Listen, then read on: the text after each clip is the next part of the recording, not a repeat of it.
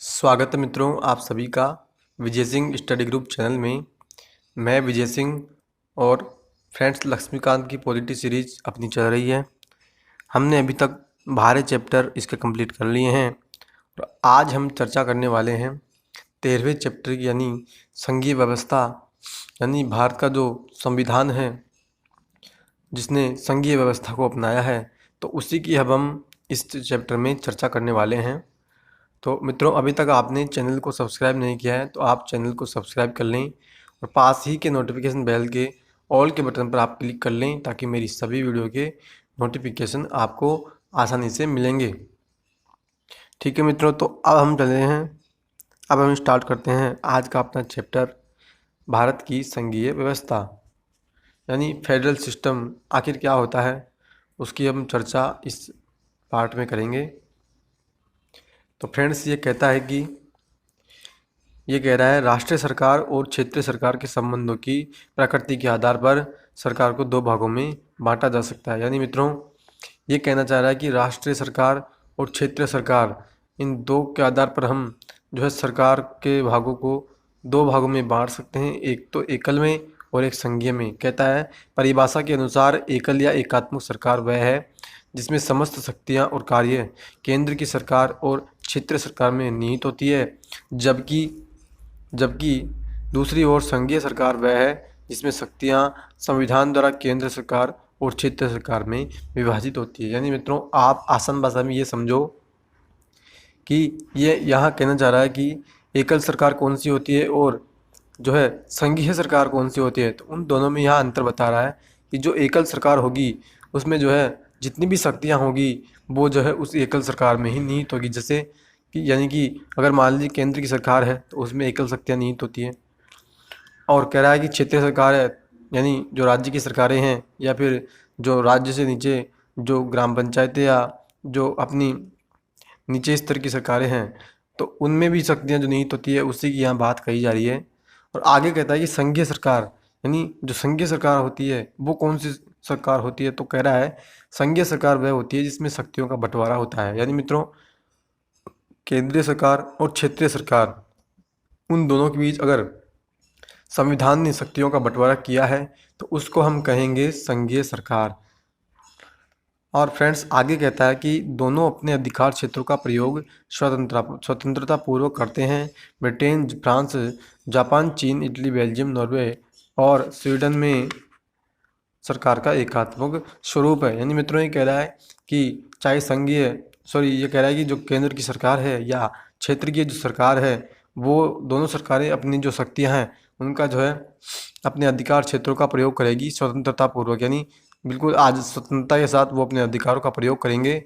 और आगे कहता है कि जो ब्रिटेन है या फ्रांस है, जापान, चीन, इटली में जो है जापान, चीन, इटली में सरकार जो है वो एकात्मक सरकार होती है।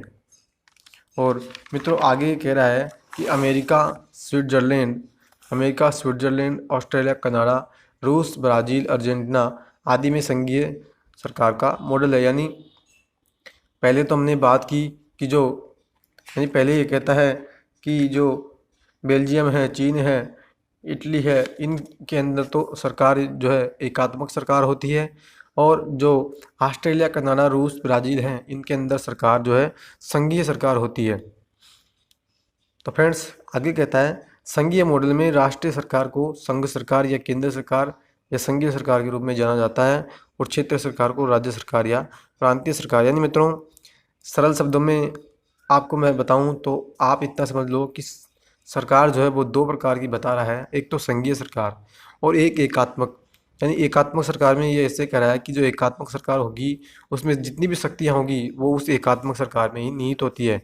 लेकिन संघीय सरकार क्या होता है कि संघीय सरकार में सरकारों के अंदर शक्तियों का हम बंटवारा कर देते हैं। यानी अगर हमने मान लीजिए केंद्र सरकार है और राज्य सरकार है, तो इन दोनों सरकारों के मध्य हमने शक्तियों का बंटवारा कर दिया। यानी केंद्र सूची के कुछ विषय केंद्र को दे दिए और राज्य सूची से संबंधित विषय पर जो है कानून बनाने का अधिकार हमने राज्यों को दे दिया। तो इस प्रकार जो है हमने जब शक्तियों का बंटवारा किया, तो यही जो शक्तियों का बंटवारा हमने किया है तो इसी को ये जो है संघीय सरकार की संज्ञा दे रहा है।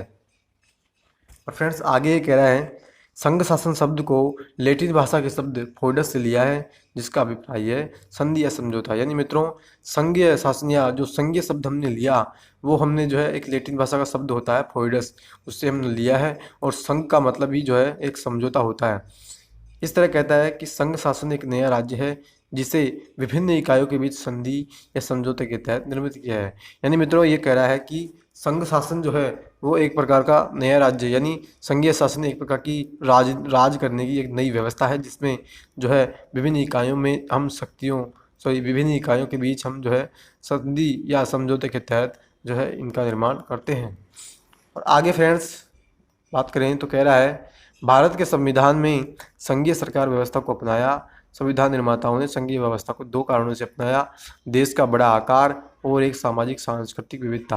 यानी फ्रेंड्स, भारत में जो संविधान है, यानी संविधान के जो निर्माता, जब संविधान निर्माताओं ने भारत के संविधान का निर्माण किया तो ये कह रहा कि संविधान निर्माताओं ने हमारे देश के लिए संघीय सरकार को अपनाया है। और आगे कहता कि संघीय सरकार को इसलिए अपनाया क्योंकि भारत का जो है एक बड़ा आकार है, यानी भारत जो है बहुत बड़ा एक क्षेत्र है और हमारे देश में जो है बहुत प्रकार की विविधताएं हैं। यानी हमने जो है हमारे भारत देश में अलग अलग धर्म के संप्रदाय रहते हैं, अलग अलग धर्म के लोगों की जो है सामाजिक सांस्कृतिक जो है परंपराएं हैं। तो इसी कारणों से, यानी दो कारण बता रहा है कि एक तो देश जो है बहुत बड़ा है और जो है भारत देश में बहुत से संप्रदाय रहते हैं और बहुत से धर्म रहते हैं। इसी कारण से हमने जो है संघीय सरकार को अपनाया है। और मित्रों, आगे बात कही जा रही है कि वैसे संविधान में कहीं भी संघ शब्द का प्रयोग नहीं किया है और संविधान का अनुच्छेद 1 भारत को राज्यों का संघ के रूप में परिभाषित करता है। यानी मित्रों, जब मैंने आपसे अनुच्छेद 1 की चर्चा की थी तब मैंने आपको बताया कि भारत ने जो है अपने अनुच्छेद 1 में भारत को राज्यों का संघ जो है हमने कहा है, यानी भारत को हमने राज्यों का संघ कहा है। और आगे कहता है कि अमेरिकी संघ के विपरीत भारतीय संघ राज्यों के बीच सहमति का प्रतिफल नहीं है और राज्यों को यह भी अधिकार नहीं है कि वे स्वयं को संघ से पृथक कर सके। यानी फ्रेंड्स, अनुच्छेद 1 में भी मैंने आपसे चर्चा की कि भारत जो है वो एक राज्यों का संघ है और जो है जो राज्य हैं उन्होंने मिलकर के भारत का निर्माण नहीं किया है। और दूसरी बात ये कहता है कि जो राज्य हैं उनको यह अधिकार नहीं कि वो जो है भारतीय संघ से अलग हो सके, यानी भारतीय संघ से राज्य जो है अलग नहीं हो सकते। और फ्रेंड्स, आगे कहता है कि फेडरेशन संघ है क्योंकि वह अविभाज्य। यानी मित्रों, भारत के जो संविधान है उसको हमने जो है, यानी भारतीय संविधान को हम जो है फेडरेशन भी कहते हैं, यानी संघीय हम जो है भारत के संविधान को कहते हैं। आगे कहता है, भारत की संघीय व्यवस्था कनाडाई मॉडल पर आधारित है। ये एक अत्यंत सशक्त केंद्र होने के आधार पर कनाडाई मॉडल अमेरिकी मॉडल से सर्वथा भिन्न है।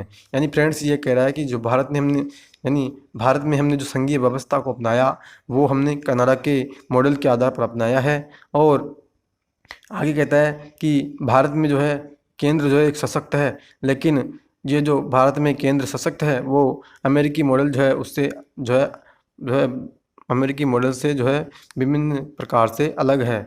आगे कहता है, भारत की संघीय व्यवस्था कनाडाई व्यवस्था से इन आधारों पर समानता प्रदर्शित करती है, जैसे इसका निर्माण, दूसरा संघ शब्द का प्रमुखता से प्रयोग, तीसरा इसकी केंद्रीकरण की प्रवृत्ति। यानी मित्रों, ये कह रहा है कि जो भारत में जो संघीय व्यवस्था है वो जो संघीय व्यवस्था हमारे जो है कनाडाई जो है व्यवस्था है उससे जो है समानता भी प्रदर्शित करती है। यानी हमने जो है संघीय व्यवस्था को कनाडा मॉडल के आधार पर अपनाया, तो भारत की संघीय व्यवस्था और कनाडा की संघीय व्यवस्था इन दोनों के मध्य क्या समानताएं हैं, तो उसी की यहाँ चर्चा कर रहा है कि इसका निर्माण और इसकी जो संघ का हमने प्रमुखता से प्रयोग किया, तो ये सभी समानताएं भारत के जो है संविधान के संघीय व्यवस्था और कनाडा के मॉडल पर, जो कनाडा की जो संघीय व्यवस्था है उन दोनों में समानताएं हमें बता रहा है। आगे मित्रों हम बात करें तो संविधान की, अब हम संघीय विशेषताओं की बात करेंगे। यानी हमने भारत की जो संविधान है उसकी संघीय विशेषताएं कौन कौन सी है, तो उसी की अब हम चर्चा कर रहे हैं। तो कह रहा है कि द्वैध राज पद्धति, यानी पहली विशेषता की बात कर रहा है कि पहली कौन सी विशेषता भारत के संविधान की जो है संघीय विशेषता है। तो कह रहा है, संविधान में संघ स्तर पर केंद्र और राज्य स्तर पर राज्य पद्धति को अपनाया गया। प्रत्येक को संविधान द्वारा अपने क्षेत्रों में प्रमुख शक्तियां दी है। केंद्र सरकार राष्ट्रीय महत्व के मामलों पर और राज्य सरकारें राज्य महत्व के यानी कि जो स्थानीय महत्व के मामले उन पर कानून बना सकती है। यानी मित्रों ये ऐसा कह रहा है कि हमने जब संघीय सरकार की जो व्यवस्था को हमने संविधान के द्वारा अपनाया, तो कह रहा है कि हमने जो है विषय जो थे उनको हमने राज्य सूची में और केंद्र सूची में बांट दिया, ताकि जो है शक्तियों का बंटवारा हमने कर दिया, ताकि केंद्रीय विषय पर केंद्र कानून बनाए और राज्य विषय पर राज्य कानून बताए। यानी कि यह पहली विशेषता यहाँ बता रहा है। और मित्रों आगे हम बात करेंगे लिखित संविधान की, यानी दूसरी विशेषता कौन सी है। तो कह रहा है हमारा संविधान न केवल लिखित अभिलेख है बल्कि विश्व का सबसे बड़ा संविधान भी है। मतलब मित्रों भारत का जो संविधान है वो जो है विश्व का सबसे बड़ा लिखित संविधान है, जिसके अंदर 395 अनुच्छेद प्रस्तावना है, 8 अनुसूचियाँ भी इसमें शामिल है। यानी ये दूसरी विशेषता है कि भारत का संविधान जो है एक लिखित संविधान है और संघीय जो है विशेषता इसकी दूसरी है विशेषता है। आगे कहता है शक्तियों का विभाजन, यानी हमने जो है संविधान के द्वारा शक्तियों का विभाजन भी किया है। कहता है संविधान ने केंद्र और राज्यों के बीच शक्तियों का विभाजन किया है। 7वीं अनुसूची में केंद्र, राज्य और जो है समवर्ती सूची से संबंधित विषय शामिल हैं। यानी मित्रों हमने जो है शक्तियों का विभाजन कर दिया ताकि राज्य और केंद्र के बीच जो है टकराव न हो, वो अलग अलग विषयों पर अपने अलग अलग आसानी से कानून बना सकें। और मित्रों चौथी विशेषता की बात करें तो कहता है कि संविधान की सर्वोच्चता, यानी भारत में संविधान ही सर्वोच्च है और केंद्र और राज्य सरकारों को कानून बनाने के लिए इस बात का जो है हमेशा ध्यान रखना होगा कि इन्हें उच्चतम न्यायालय या उच्च न्यायालय में न्यायिक समीक्षा के तहत अवैध घोषित किया जा सकता है। यानी मित्रों न्यायिक समीक्षा जो है सुप्रीम कोर्ट या हाई कोर्ट कर सकती है केंद्र या राज्य सरकार के किसी भी कानून की। तो कहता है कि हमारे देश में संविधान ही सर्वोच्च है, यानी सबसे ऊपर अगर कहें तो हमारे देश में संविधान है और संविधान के अनुसार ही हमारे देश में सरकारें काम करती है। आगे कहता है कठोर संविधान, यानी कहता है कि संविधान के द्वारा शक्तियों का विभाजन और संविधान की सर्वोच्चता तभी बनाए रखी जाती है जब संविधान में संशोधन की प्रक्रिया कठोर हो। यानी मित्रों ये कह रहा है कि भारत का जो संविधान है वो एक जो है लचीला और जो कठोर है उन दोनों का एक मिला जुला रूप है। कहता है कि शक्तियों का विभाजन और शक्तियों की संविधान की जो सर्वोच्चता हमारे देश में तभी बनी रह सकती है जब संविधान में संशोधन की प्रक्रिया जो है हम जो है एक कठोर प्रक्रिया नहीं है, यानी कि जब संविधान में संशोधन की प्रक्रिया कठोर हो। तो आगे कहता है यदि भी संविधान में संशोधन इस सीमा तक कठोर हैं जिससे वे सब प्रावधान जो संघीय संरचना से संबंधित है मात्र केंद्र और राज्य सरकारों की समान संस्कृति से ही संशोधित किए जा सकते हैं। यानी मित्रों ये कह रहा है कि जो हम संविधान में संशोधन अगर करना चाहें तो जो है हम विशेष बहुमत के माध्यम से संशोधन कर सकते हैं और हम जो है विशेष बहुमत के माध्यम से जो है संविधान में संशोधन कर सकते हैं और कुछ मामलों में हम राज्य सरकारों की सहायता भी, राज्य के जो विधानमंडल है उनकी भी हम सहायता लेते हैं ताकि संविधान में हम संशोधन कर सकें। आगे मित्रों हम बात करें दूसरी यानी कि अगली हमारी विशेषता की, तो कहता है स्वतंत्र न्यायपालिका। कह रहा है संविधान ने 2 कारणों से सुप्रीम कोर्ट के नेतृत्व में न्यायपालिका गठित किया, एक तो न्यायिक समीक्षा के लिए और दूसरी संविधान की सर्वोच्चता के लिए। यानी मित्रों हमने जो है न्यायपालिका को स्वतंत्र अधिकार दिया है ताकि जो है न्यायपालिका जो होती है वो जो है न्यायिक समीक्षा अपनी जो है यानी कि न्यायिक समीक्षा जो है केंद्र के या राज्य के कानूनों की कर सके और संविधान ही हमारे देश में सर्वोच्च रहे, इसलिए हमने न्यायपालिका को स्वतंत्र बनाया है। और आगे मित्रों कहता है कि 2 सदन हमारे देश में, यानी हमारे देश में संसद जो है उसके 2 सदन होते हैं। तो कह रहा है कि उच्च सदन और निम्न सदन, यानी उच्च सदन राज्यसभा और निम्न सदन लोकसभा।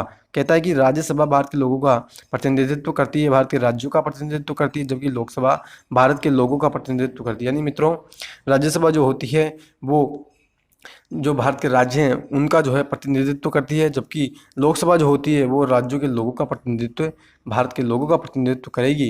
राज्यसभा जो है केंद्र के अनावश्यक हस्तक्षेप से राज्यों के हितों की रक्षा करती है। यानी राज्यसभा जो है हमने इसलिए बनाई ताकि केंद्र अगर मान लीजिए किसी भी प्रकार का राज्यों में हस्तक्षेप करना चाहे तो पहले राज्यसभा से उसको सहमति लेनी पड़ेगी।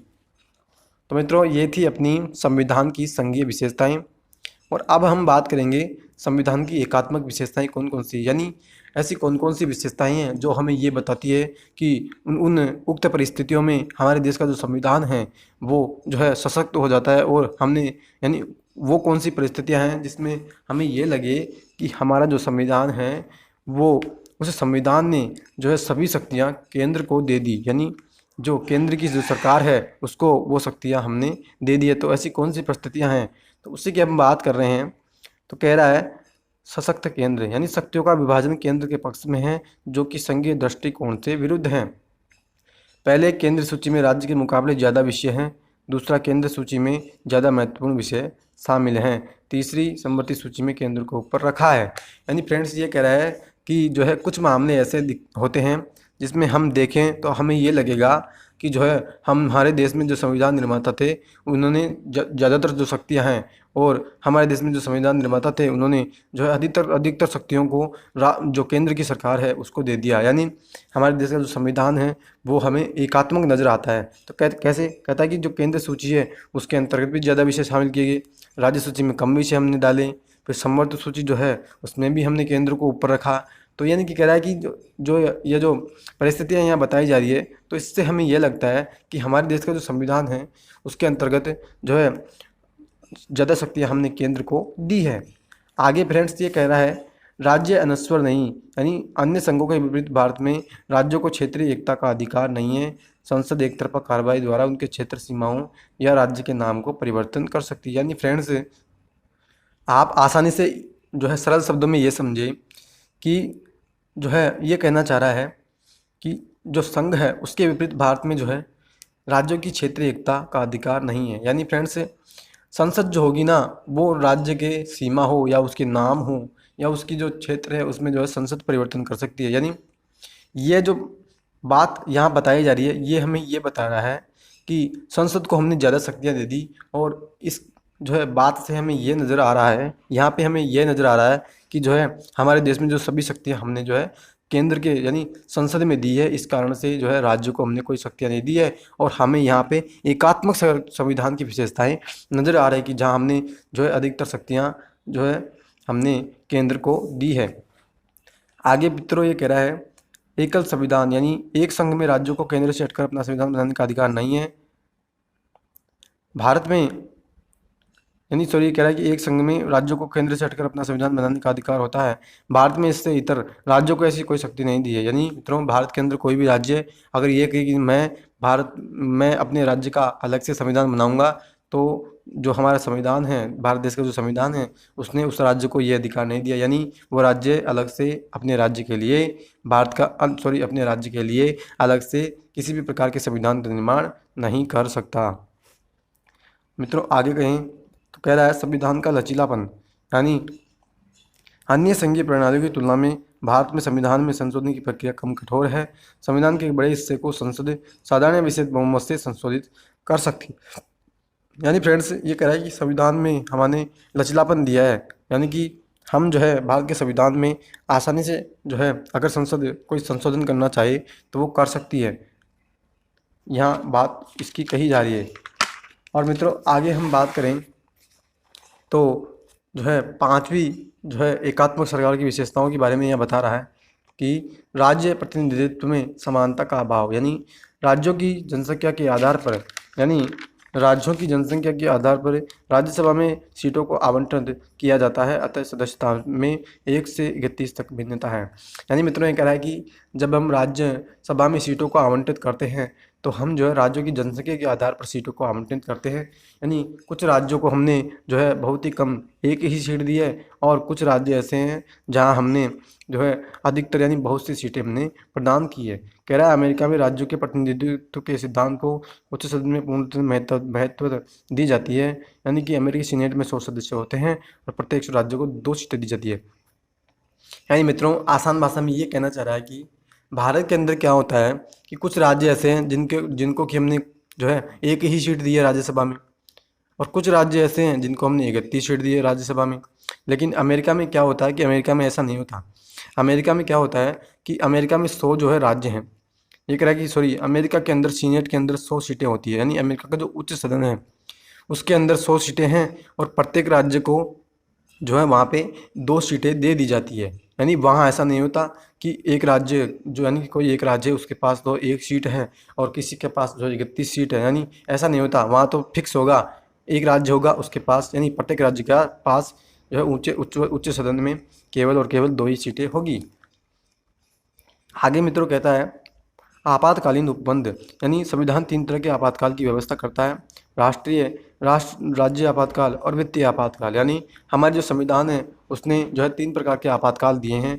अनुच्छेद 352 के तहत राष्ट्रीय आपातकाल, 356 के तहत राज्य का आपातकाल यानी राष्ट्रपति शासन, और फिर मित्रों आगे कह रहा है कि अनुच्छेद 360 के तहत वहाँ पे जो है वित्तीय आपातकाल की भी हमने भारत में व्यवस्था की है, ताकि केंद्र सरकार के पास सभी शक्तियाँ आ जाती है और राज्य केंद्र के पूर्ण नियंत्रण में आ जाता है। यानी ऐसी परिस्थितियों में राज्य जो होता है वो केंद्र सरकार के नियंत्रण में आ जाता है, यानी राज्य पर केंद्र सरकारें फिर राज्य पर केंद्र की सरकार नियंत्रण करती है। आगे फ्रेंड्स कह रहा है एकल नागरिकता, यानी हमारे देश में केवल एक ही हमने नागरिकता प्रदान की है। कह रहा है दो ही व्यवस्था के बावजूद भारत का संविधान कनाडा की तरह एकल नागरिकता व्यवस्था को अपनाता है। यहाँ केवल भारतीय नागरिकता है, कोई अन्य राज्य की नागरिकता नहीं। यानी मित्रों हमारे देश में जो है एक ही नागरिकता हम भारत के लोगों को प्रदान करते हैं और वो है भारत की नागरिकता। यानी कोई व्यक्ति राजस्थान का है या कोई व्यक्ति महाराष्ट्र का है या अगर कोई व्यक्ति देखें तो उड़ीसा का है, तो हमने जो है अलग अलग राज्यों के लिए अलग अलग जो है एक विशेष रूप से राज्य की नागरिकता हमने नहीं दी है। हमारे देश में कोई भी नागरिक होगा तो वो कहलाएगा भारत का नागरिक। यानी कोई ऐसा नहीं होगा कि मैं महाराष्ट्र का नागरिक हूँ, मैं राजस्थान का नागरिक हूँ और मैं जो है गोवा का नागरिक हूँ। तो ऐसा हमारे भारत के देश में नहीं है। हमारे देश में तो हमने केवल एक ही नागरिकता भारत के लोगों को दी है। जबकि ये कहता है कि अमेरिका और स्विट्जरलैंड है, वहाँ पे जो है लोगों को दोहरी नागरिकता दी जाती है। यानी वहाँ जो है एक तो नागरिक होगा वो अमेरिका का होगा और इसके अलावा अगर वो जो है किसी विशेष राज्य का है तो वहाँ जो है एक राज्य की नागरिकता भी जो है दी जाती है। आगे मित्रों ये कह रहा है एकीकृत न्यायपालिका, यानी भारत का संविधान सबसे ऊपर सुप्रीम कोर्ट के साथ एकात्मक न्यायपालिका की स्थापना की है। यानी मित्रों हमारे देश में हमने इंटीग्रेटेड जो है जो न्यायपालिका है उसकी हमने स्थापना की है और उसके अधीन हमने राज्य उच्च न्यायालय दिए हैं। यानी सबसे ऊपर हमारे देश में है सुप्रीम कोर्ट, फिर उसके ऊपर नीचे कह रहा है कि उसके नीचे हाई कोर्ट और फिर उसके नीचे जो है कुछ जो है अधीनस्थ न्यायालय जो होते हैं, सेशन कोर्ट हो गया या अन्य जो कोर्ट होते हैं छोटे, उनकी बात हमारे देश में यहाँ कही जा रही है। और आगे फ्रेंड्स कह रहा है कि अखिल भारतीय सेवाएं भी हमने दी है। यानी अमेरिका में संघीय सरकार और राज्य सरकार की अपनी लोक सेवाएं हैं, भारत में भी केंद्र और राज्यों की पृथक लोक सेवाएं हैं। लेकिन इसके अलावा हमने अखिल भारतीय सेवाएं जैसे IAS, IPS और IFS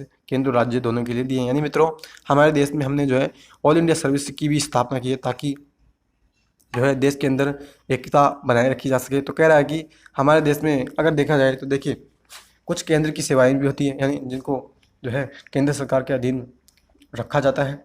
कुछ राज्य की सेवाएं होती हैं, यानी अगर मैं आपको एग्जांपल दूं तो देखिए जैसे इंडियन रेवेन्यू सर्विस हो गई, यानी कि भारतीय राजस्व सेवा हो गई, या अन्य और भी सेवाएं होती है। तो वो सेवाएं जो है केंद्र की सेवाएं होती है। यानी अगर वो व्यक्ति जो उस पद पर आसीन हुआ है वो जो है केंद्र सरकार के अंतर्गत काम करता है।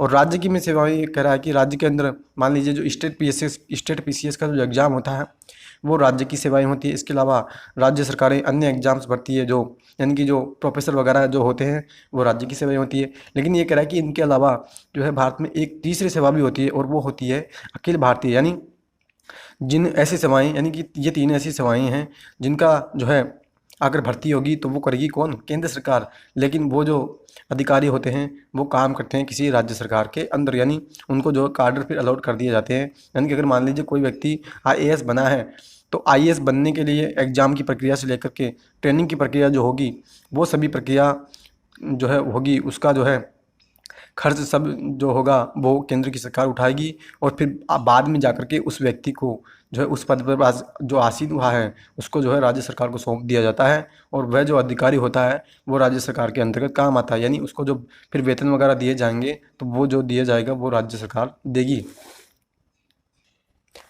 और फ्रेंड्स आगे हम चर्चा करेंगे तो कह रहा है कि एकीकृत लेखा मशीनरी। तो कह रहा है भारत का नियंत्रक और महालेखा परीक्षक न केवल केंद्र के बल्कि राज्य के खातों की भी जांच करेगा, लेकिन उसकी नियुक्ति और बर्खास्तगी बिना राज्यों की सलाह के राष्ट्रपति द्वारा होती है। यानी फ्रेंड्स ये कहना चाह रहा है कि जो भारत का नियंत्रक और जो महालेखा परीक्षक होता है, यानी मित्रों अनुच्छेद भारत का जो संविधान है उसके अनुच्छेद 148 के तहत हम जो है नियंत्रक और महालेखा परीक्षक की नियुक्ति करते हैं। यानी राष्ट्रपति उसको नियुक्त करता है और हटाना अगर होगा तो भी जो है उसको जो है एक विशेष प्रक्रिया के माध्यम से उसको उठाया जाता है। तो उसी की यहाँ चर्चा की जा रही है कि जो केग होगा उसकी जो केग जो होता है ना यानी नियंत्रक और महालेखा जो परीक्षक होता है वो ना केवल केंद्र के खातों को बल्कि राज्य के जो खाते होते हैं उनकी भी वो जांच करता है। यानी ऑडिट जो की जाती है ना, वो राज्य के खाते और केंद्र के दोनों खातों की हम केक के माध्यम से ऑडिट करवाते हैं। आगे कह रहा है राज्य सूची पर संसद का प्राधिकार, यानी इस सूची के विषयों पर राज्यों को काफ़ी अधिकार दिए जाने के बावजूद केंद्र का सूची के विषयों पर अंतिम अधिकार बना रहता है। संसद को यह अधिकार है कि वह राज्य सूची में राष्ट्रीय महत्व को प्रभावित करने वाले विषयों पर राज्यसभा द्वारा पारित होने का विधान बना सकती है। यानी मित्रों, ये कहना चाह रहा है कि जो संसद है, यानी कि जो केंद्रीय सूची है, और केंद्र सूची के अंतर्गत केंद्र जो है संसद कानून बनाती है। और आगे ये कह रहा है कि जो राज्य की जो सूची होती है उस पर अंतिम अधिकार जो होगा तो वो होगा केंद्र का। और ये यहाँ भी ये भी कहता है कि अगर राज्यसभा अगर प्रस्ताव पारित कर दे कि जो है आप जो है इस राज्य सूची के इस विषय पर कानून बनाइए, तो संसद को यह शक्ति है कि वह राज्य सूची पर भी फिर कानून बना सकती है। यानी मित्रों, संसद को राज्य सूची पर कानून बनाने का अधिकार है। आप जो है इस बात को याद रखिएगा, संसद राज्य सूची पर भी कानून बना सकती है अगर राज्यसभा कहे तो। और इसके अलावा मित्रों, आपसे मैं संक्षेप में चर्चा कर दूं तो 5 परिस्थितियां ऐसी होती है कि अगर वो 5 परिस्थितियों में से अगर कोई भी परिस्थिति एक बन जाए तो उस स्थिति में केंद्र की जो सरकार होगी, यानी कि जो संसद होगी, वो राज्य की सूची पर कानून का निर्माण कर सकती है। और मित्रों, पहली जो स्थिति है उसकी तो यहाँ मैंने आपसे चर्चा कर ही ली कि अगर राज्यसभा मान लीजिए, यानी 5 परिस्थितियों में से मैं आपको एक पांचों परिस्थितियाँ जो है वो उसकी आपके सामने मैं चर्चा कर रहा हूँ।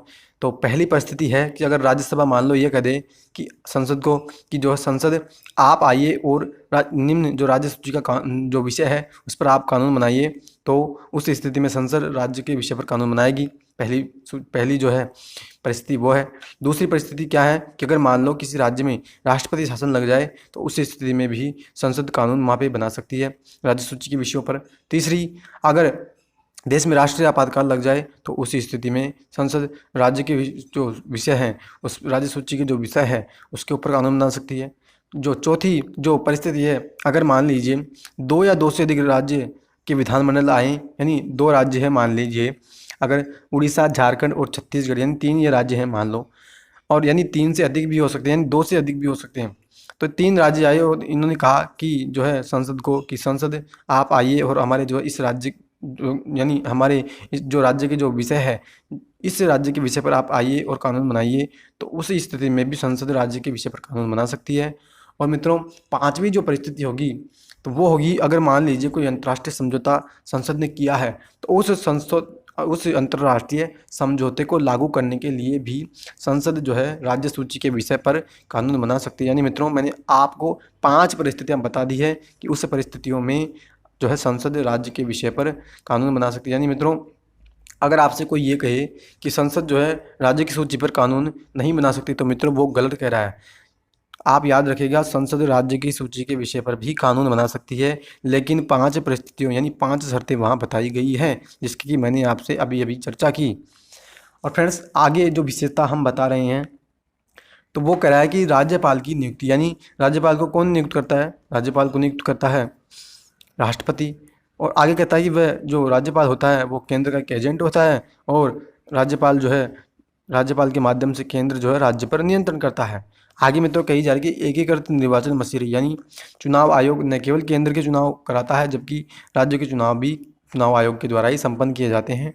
लेकिन इस इकाई की स्थापना राष्ट्रपति करता है और जो है इसी मामले में कुछ नहीं कर सकते। इसके सदस्यों को भी इसी प्रकार हटाया जाता है। इसके विपरीत अमेरिका में संघ और राज्य दोनों के निर्वाचन के लिए अलग अलग मशीनरी है। यानी मित्रों, ये कहना चाह रहा है कि अगर मान लो भारत में अगर लोकसभा चुनाव है तो कौन कराएगा? चुनाव आयोग।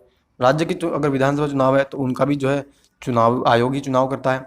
लेकिन ये कह रहा है कि अमेरिका के अंदर चुनाव होगा तो राज्य के अगर चुनाव होंगे तो वो अलग संस्था कराएगी, और अगर संघ का अगर चुनाव है तो वो अलग संस्था वहाँ चुनाव करवाती है।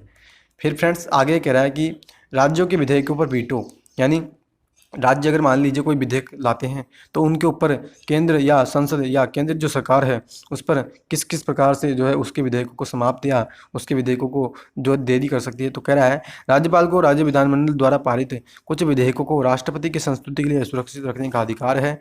राष्ट्रपति अपनी संस्तुति के लिए इसे न केवल पहली बार बल्कि दूसरी बार भी रोक सकता है।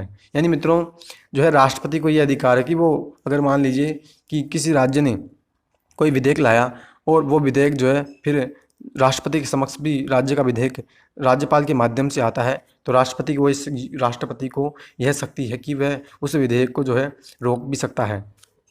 तो मित्रों ये थी हमारी आज की संघीय व्यवस्था की यानी संविधान की एकात्मक विशेषताओं की मैंने आपसे चर्चा की, संविधान की संघीय विशेषताओं की मैंने आपसे चर्चा की। फिर जो है संघीय व्यवस्था का मूल्यांकन यहाँ किया जा रहा है, यानी आलोचक तो देखिए सभी जगह होते हैं, तो आलोचक अब क्या क्या आलोचनाएं हमारी संघीय व्यवस्था का करेंगे। तो कह रहे हैं कि के.सी. वैयर ने भारतीय संविधान को अल्पसंघीय कहा है। यानी मित्रों भारत का जो संविधान है उसको के.सी. वैयर ने क्या किया कि भारत का जो संविधान पूर्ण रूप से संघीय नहीं है, यानी भारत के संविधान में हमने शक्तियों का बंटवारा पूर्ण रूप से नहीं किया है। हमने जो कुछ ही यानी हमने जो शक्तियों का बंटवारा किया है, लेकिन हमने बहुत ही कम शक्तियाँ जो है बांटी है केंद्र और राज्यों के बीच में। आगे कहते हैं कि आइवर जेनिंग्स कहते हैं यह मजबूत केंद्र वाला संघ है, और ग्रेनविल ऑस्टिन कहते हैं यह सहकारी संघ व्यवस्था है। भारत के संविधान ने मजबूत केंद्र सरकार का निर्माण किया है, राज्यों को कमजोर नहीं किया है, और नए प्रकार का संघ है जो इसे खास विशेषताओं को पूरा करता है। यानी मित्रों आलोचक ये कह रहे हैं कि भारत का जो संविधान है वो पूर्ण रूप से संघीय नहीं है, और इसने जो है क्या किया भारत के संविधान ने कि जो है सबसे ज़्यादा शक्तियाँ तो इसने जो है केंद्र को दी है, और राज्यों के पास तो इसने बहुत ही कम शक्तियाँ दी है। और फ्रेंड्स आगे बात करें तो कह रहा है कि एस.आर. बम्बई यानी बम्बई मामला आया था 1994 में, तो इसी के संदर्भ में यह चर्चा की जा रही है कि बम्बई मामले 1994 में सुप्रीम कोर्ट ने कहा कि संविधान संघीय है और संघीय ही इसकी मूल विशेषता है। यह महसूस किया कि संविधान की व्यवस्था के तहत राज्य की तुलना में केंद्र में बड़ी शक्तियां हैं।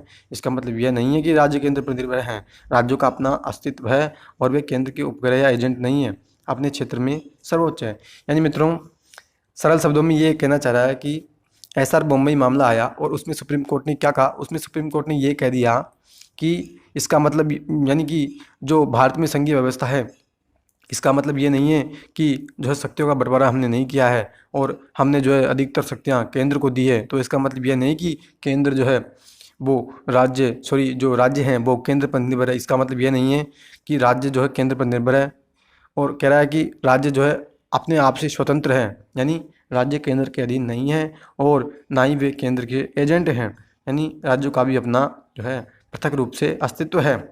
तो फ्रेंड्स ये था अपना आज का टॉपिक चैप्टर संघीय व्यवस्था का, जिसमें कि मैंने आपसे संघीय व्यवस्था की विशेषताओं की चर्चा की। भारत में जो एकात्मक सरकार की कुछ विशेषताएं भी हमें दिखती है, यानी ऐसी कौन सी स्थितियां हैं जब हमें ये लगता है कि यार जो है हमने जो है ज़्यादा शक्तियां केंद्र को दे दी और हमने कम शक्तियां राज्यों को दी है, तो उन सभी विशेषताओं की मैंने आपसे चर्चा की। तो फ्रेंड्स आज का लेक्चर आपको कैसा लगा अपनी प्रतिक्रिया कमेंट बॉक्स में ज़रूर दें, और जो है मित्रों मेरे साथ जो है अपनी पॉलिटी की श्रृंखला में बने रहें। और मित्रों जो है अब मिलेंगे हम अगले चैप्टर में और अगली वीडियो में मिलेंगे, और अगला चैप्टर हमारा स्टार्ट होगा केंद्र और राज्य संबंध, यानी केंद्र के बीच और राज्य के बीच क्या क्या संबंध होते हैं और कौन कौन से संबंध होते हैं, तो उन सभी की चर्चा हम अगले अध्याय में करेंगे। तो फ्रेंड्स आज की वीडियो हम यहीं स्टॉप रखते हैं, तो अगले वीडियो में मिलेंगे नेक्स्ट चैप्टर के साथ। तब तक के लिए have a nice day, thank you and जय हिंद जय भारत।